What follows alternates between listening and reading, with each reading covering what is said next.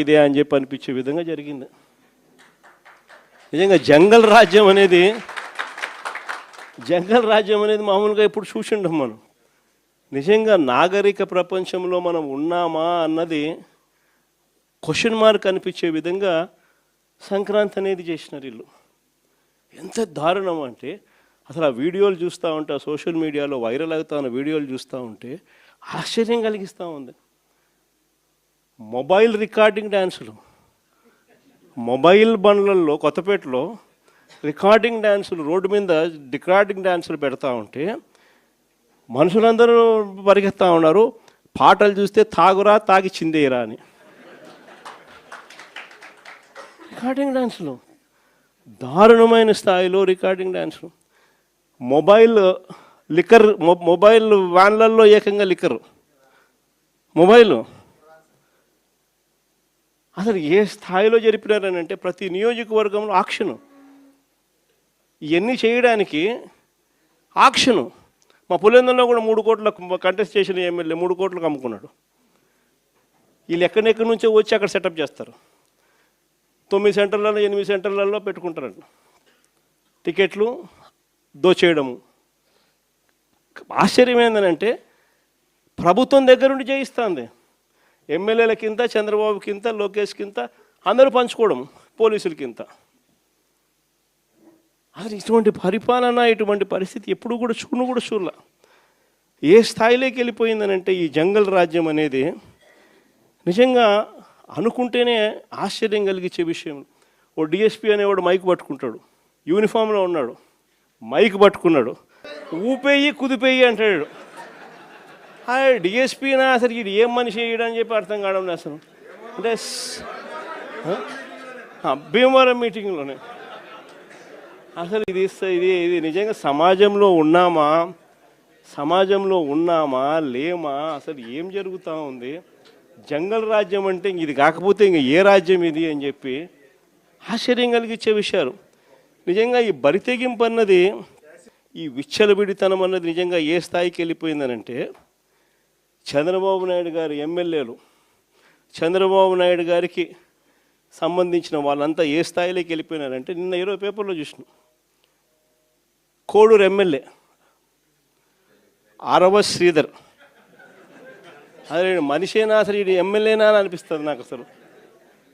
అసలు ఈ అరవ శ్రీధర్ అనేవాడు ప్రభుత్వ ఉద్యోగి అయిన ఒక అమ్మాయిని భయపెట్టి, బెదిరించి, రేపు చేసి, హెరాస్ చేసి, స్వయంగా ఆ అమ్మాయి తనకు జరిగిన అన్యాయాన్ని కూడా ఏకంగా సాక్ష్యాలు, ఆధారాలతో సహా బయట పెట్టింది. ఆముదాల వలస ఎమ్మెల్యే ఇంకోడు కూన రవికుమార్. ఈయన గారి వేధింపులు భరించలేక గవర్నమెంట్ స్కూల్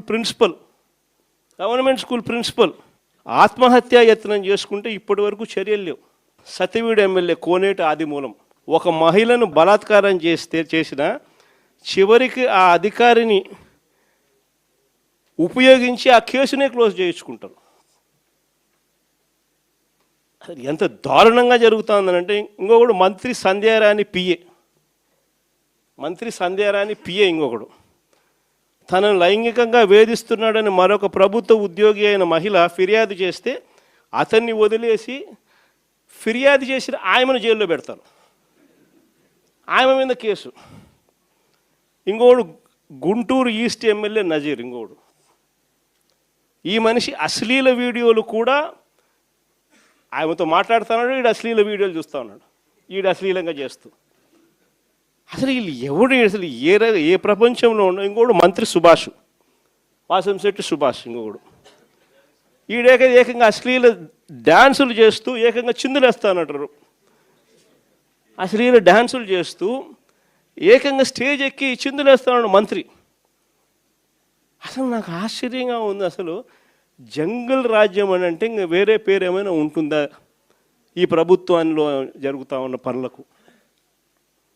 అసలు ఈ స్టేజ్లోకి ఒక ప్రభుత్వం పోవడం ఏంది? దగ్గరుండి ఇట్లా టోళ్ళని తీసుకొని పోయి ఇన్సిడెంట్ జరిగితే భయము భక్తి లేకపోకుండా మరుసటి రోజు జైల్లో పెట్టాల్సిన వాళ్ళందరినీ జైలు అనేది ఎలా ఉంటుందో చూపించాల్సింది పోయి, ఇలాంటిది ఏదైనా చేయాలంటే బొల్లులో భయం అనేది ఎలా ఉంటుందో చూపించాల్సింది పోయి వీళ్ళందరినీ ప్రోత్సహించాడు ఎవడు? వీళ్ళందరినీ ప్రోత్సహిస్తూ ఉండేది వీళ్ళు. సాక్షాత్తు దగ్గరుండి చంద్రబాబు నాయుడు, ఆయన కొడుకు, ఆయన ప్రభుత్వం. నిజంగా ఇలాంటి పాలనలో మనం ఉన్నాము, ఇలాంటి రాష్ట్రంలో మనం ఉన్నాము అని నిజంగా జంగల్ రాజ్యం అని అంటే ఇదే. విచ్చలవిడి అవినీతి కనిపిస్తూ ఉంది. ఎమ్మెల్యేల దగ్గర నుంచి, మంత్రుల దగ్గర నుంచి విచ్చలవిడితనం కనిపిస్తూ ఉంది.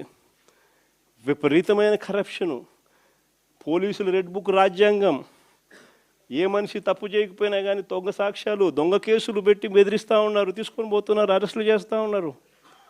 ఒకవైపున ఇవన్నీ, మరోవైపు చూస్తే ఎన్నికలప్పుడు చెప్పినటువన్నీ అబద్ధాలు, అన్నీ మోసాలు. మరోవైపున మంచి పథకాలన్నీ రద్దు. ఇంకోవైపు చూస్తే వ్యవస్థలన్నీ